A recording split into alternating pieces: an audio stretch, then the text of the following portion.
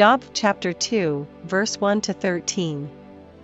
Again, there was a day when the sons of God came to present themselves before the Lord, and Satan came also among them to present himself before the Lord. And the Lord said unto Satan, From whence comest thou? And Satan answered the Lord, and said, From going to and fro in the earth, and from walking up and down in it.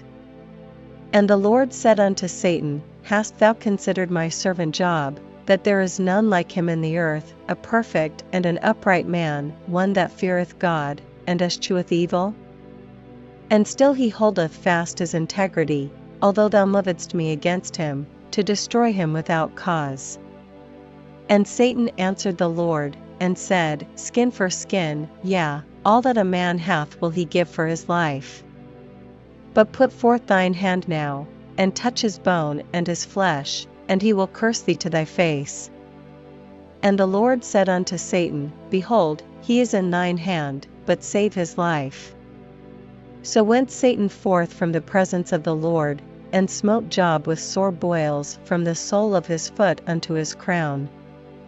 And he took him a potsherd to scrape himself withal, and he sat down among the ashes. Then said his wife unto him, Dost thou still retain thine integrity? Curse God, and die. But he said unto her, Thou speakest as one of the foolish women speaketh. What? Shall we receive good at the hand of God, and shall we not receive evil? In all this did not Job sin with his lips. Now when Job's 3 friends heard of all this evil that was come upon him, they came every one from his own place, Eliphaz the Temanite, and Bildad the Shuhite, and Zophar the Naamathite, for they had made an appointment together to come to mourn with him and to comfort him.